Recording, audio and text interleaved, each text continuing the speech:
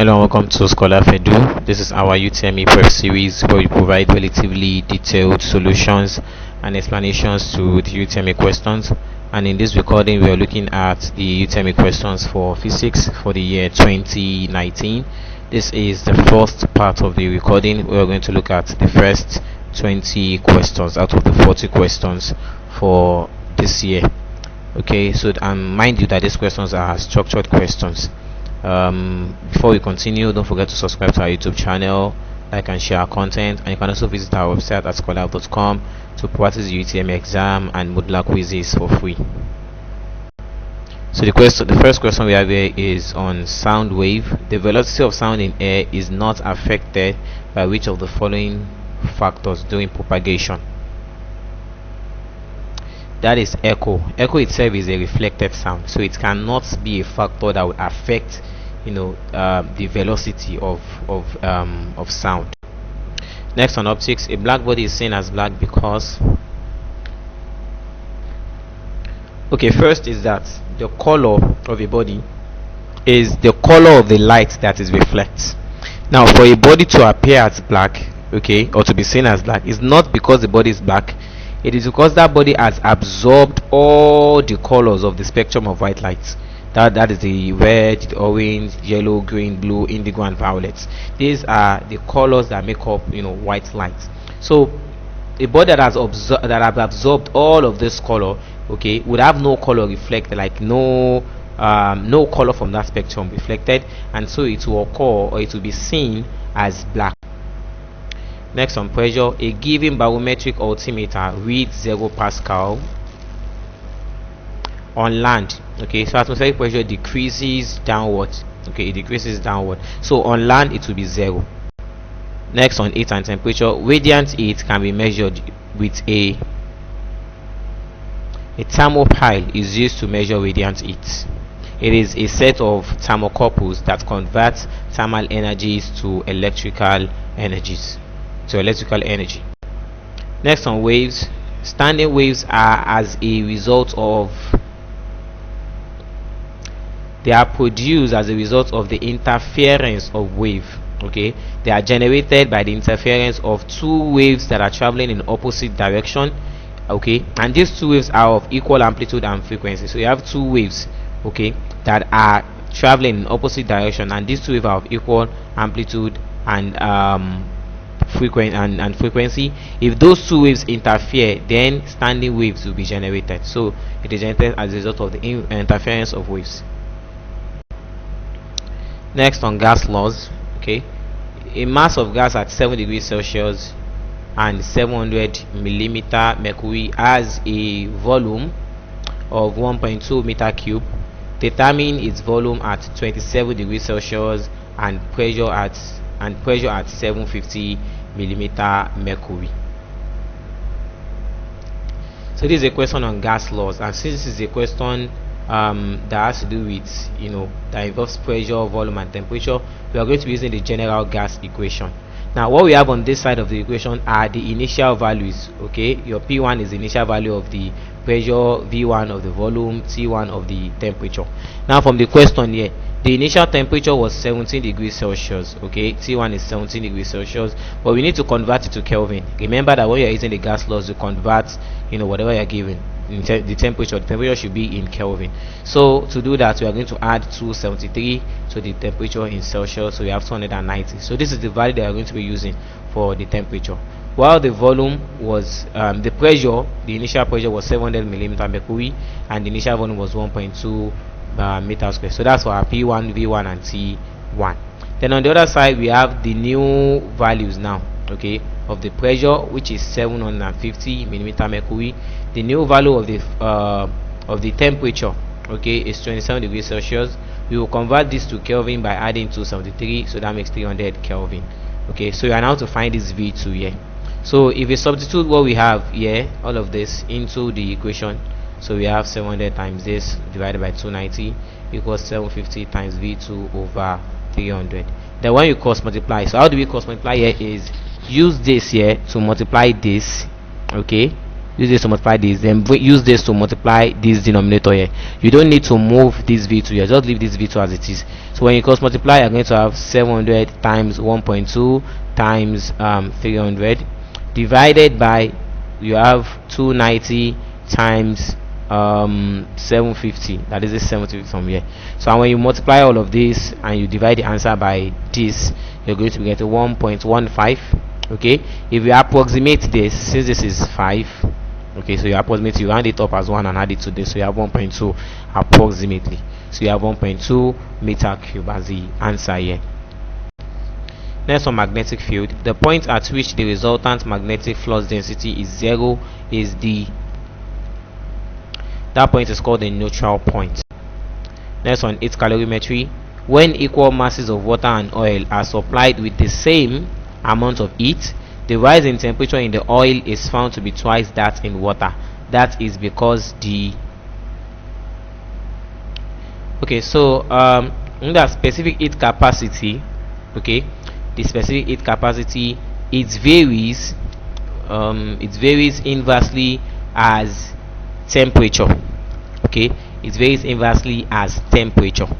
Now, meaning that as temperature increases, as the change in temperature, rather, the rise or the change in temperature increases, the value increases, the value of your specific capacity is going to decrease. I want us to solve this question without necessarily doing any calculation. Okay, now, so specific capacity varies inversely as temperature change. So the greater the temperature, okay, we can say the lesser the specific heat capacity.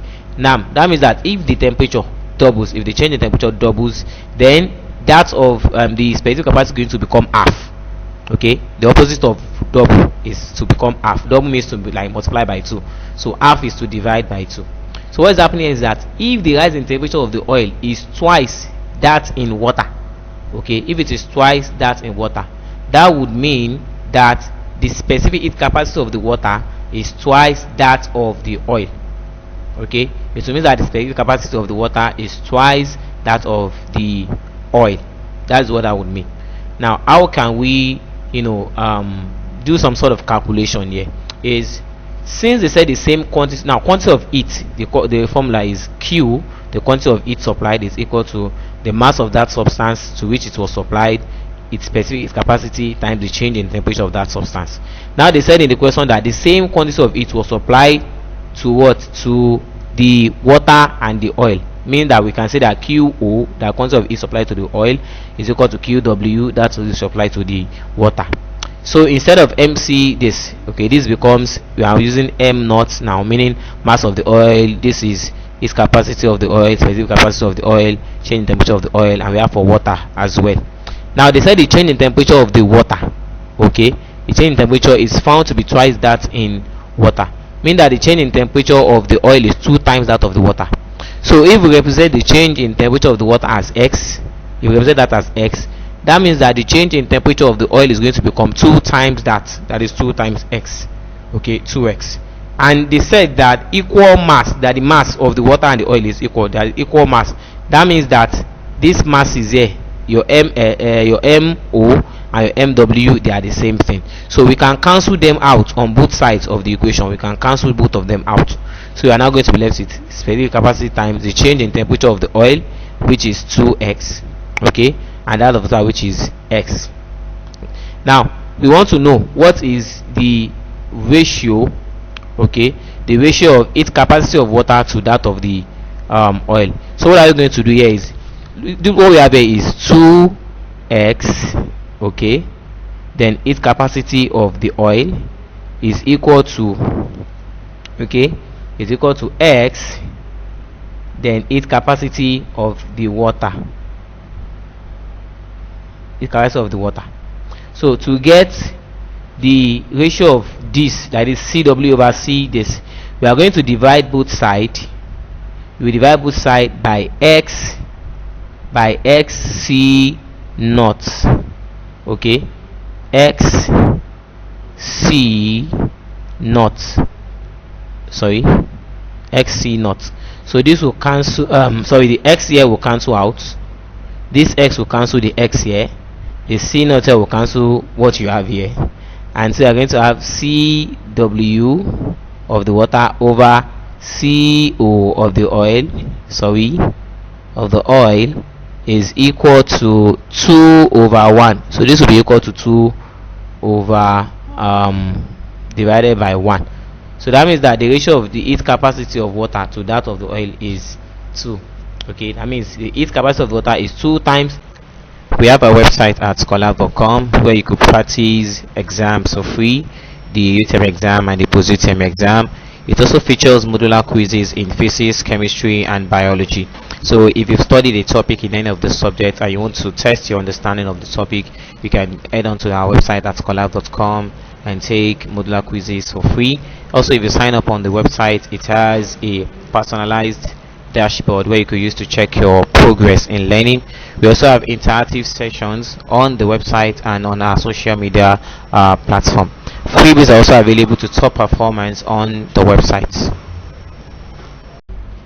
Next, on optics, what will be the appearance of the green color of the Nigerian flag if viewed under red?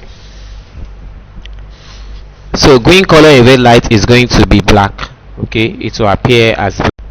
Next, on pressure, the siphon works on the concept of excess pressure between different pressure heads. Okay, excess pressure between different pressure heads. Next, on electricity, calculate the resistivity of a wire of length 4 meter and cross-sectional area 4 times 10 raised to the power minus 7 meter square if its resistance is 3.0 ohms. So what we have to calculate here is the resistivity of that wire. So the formula for resistivity is, so we have resistivity represented by this symbol here. Okay, Rho is equal to resistance times cross-sectional area over the length of the material. And from what we have here, the resistance is 3, so you have 3 times the cross-sectional area is 4 times 10 raised to the power minus 7. That is that, divided by the length of the wire is 4 meter, so we have 4. This 4 here, okay, this 4 here will cancel this 4, so we are going to have 3 times 10 raised to the power minus 7 ohms meter. 3 times 10 raised to the power. Next, on gravitational field, if the mass of an object on the face of the earth is A, the mass of the earth is B, and the radius of the earth is R, the force of gravity on the earth is. So if you go by the law of attraction, the law of universal gravitation, Newton's law of universal gravitation, so you have the force to be equal to the gravitational constant times the product of the mass of those two bodies in contact. And those two bodies in contact here is the earth and that mass and that body that is on the face of the earth. Okay, that body is standing on the earth, so it is in contact with the earth. And it said the mass of the earth is A and the mass of the the mass of the body is A and the mass of the earth is B. So the product of the mass is going to be AB. So you have G times AB divided by the square of the distance between those bodies. And in this case, it's going to be the square of the distance between that point where that person is to the center of the earth, which is the radius of the earth. So you have R square. So you have GAB over R square. Next, on gravitational field, the minimum velocity required for an object to just escape the gravitational influence of the earth is. That is what is called the escape velocity. It is called the escape velocity. So we know that any object that is thrown up, that is launched up on earth here, is going to return back to the surface of the earth. That is because that object is still under the influence of the influence of gravity. So in order for a body to overcome that influence of gravity, it needs to move at this escape velocity. That is the minimum velocity that is required for that body to escape the influence of earth's gravity, meaning that object will be able to leave the surface of this earth. Okay, so next is on equilibrium and moment of forces. An object is acted upon by two forces of 5 Newton and 12 Newton. So we have to calculate the resultant of the forces acting at an angle of 120 degrees to each other. So here we have a diagram here, okay, showing those two forces. So you have the forces of 5 Newton and the force of 12 Newton, and both of them are inclined at an angle of 120 degrees to each other. Okay, so we can make this into a parallelogram. Okay, we make it into a parallelogram where this, the diagonal here, is going to then be the resultant force of this body. So how do you get the value of Fr here? Okay, we can use the cosine rule. Now this side here of the parallelogram is parallel to this side. That means that since this side is 5 Newton, this side will also be 5 Newton. Okay, it will be 5 Newton. And now the angle here is 120. The angle between this line and this is 120. The angle between this line and this will also be 120. Now if the angle here is 120, how do we get the angle that will be here? Remember that the sum of angles on the straight line is what? 180 degree. So in order for us to get the remaining angle here, we just subtract this 120 from 180, and that is what has given us this 60 degree that we have here. Okay, so we now have this force opposite, like the resultant force is now opposite to this angle. So there is our cosine rule. And what is the cosine rule is, so we have a diagram like this. Okay, and let's say this is the force is F1 and the force is F2, and this is Fr. We say that Fr is equal to F1 raised to power 2 plus F2 raised to power 2 minus 2 times F1 F2 cos the angle that this Fr here is facing, and that here is 60 degree.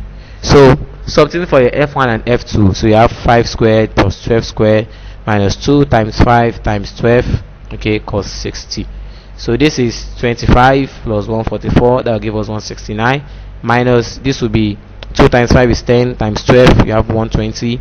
Cos 60 is 0.5, and if you do 120 times 0.5, you will get 60. So we do 169 minus 60, and that will give us 109. Then to get this, since this is square here, so we move the square, we just take the square root of both sides. So when we take the square root of 109, we get 10.44, approximately 10.4. That is the resultant force. Next, on heat and temperature. Heat transfer by convection in a liquid is due to the translational movement of the molecules of the liquid. You can also join our online tutorial classes for different classes. We have tutorials for students in SS1, 2 or 3. We also have for UTME candidates, for JAMB candidates, for students who want to write the JAMB or the UTME exam, and for those who want to have the post-UTME exam after the UTME exam, and also for candidates that are sitting for WAEC exam or GCE or NECO. And we offer this tutorial on various platforms, so you could join us on WhatsApp or on Telegram, you could be on Zoom or on Google Classroom. So we have various platforms where we take our tutorial. The links to join the platform are available on our website at scholar.com, or you could also check it out in the video description below. Next, which of the following is a fundamental unit? Seconds is a fundamental unit. So we know we have 7 fundamental quantities and fundamental units. That is the kilogram, we have the meter, okay, for the kilogram for mass. For length we have meter. For time we have seconds. For electric current we have ampere, okay. For luminous intensity we have candela. For absolute or Kelvin temperature we have Kelvin as the unit. For amount of a substance we have mole, and I guess that's all. So yeah, so these are the 7 fundamental quantities and the units, and you can see that from what we have here is only seconds that we have as a fundamental unit. The other ones we call them derived units. They are obtained from combining the fundamental. Alright, so here we have a diagram. In the diagram above, a man walks from point A to B and then from point B to C. What is the magnitude of his displacement? So the displacement of the man is going to be the distance moved by the man from the original position where he's starting, okay, to the new position, okay, from the original position to the new position. And so we have this. Now if you look at this already looks like a right angle triangle, right? Like a right angle triangle, where this side here that is representing the displacement is now the hypotenuse. So we then use our Pythagoras theorem, since we have the other side already and we're just looking for one side. So we say the hypotenuse square is equal to opposite square plus adjacent square. Sorry, mind you, this is squared, okay, it should be squared. So opposite square minus adjacent square. So you have d squared is equal to 4 raised to power 2, that's 16, plus 3 raised to power 2 is 9. So you have d squared to be equal to 25. That's 16 plus 9, 25. To get the value of d, okay, to remove the square here, we are going to take the square root of both sides. So we have d to be equal to the square root of 25, and d is equal to 5 meter. So the displacement of the man here is 5 meter. Next, on magnets, one of these is a naturally occurring magnet. That is the lodestone. It's a naturally occurring magnet. Next, on electricity, insulators cannot conduct electricity because the forbidden band gap is very wide between them. In insulators, the forbidden energy gap is the separation between the conduction band and the valence band. So the wider it is, the lower the conductivity of the material.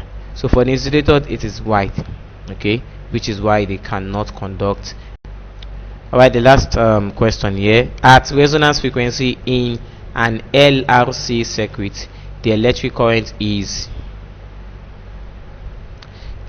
will be maximum at resonance frequency.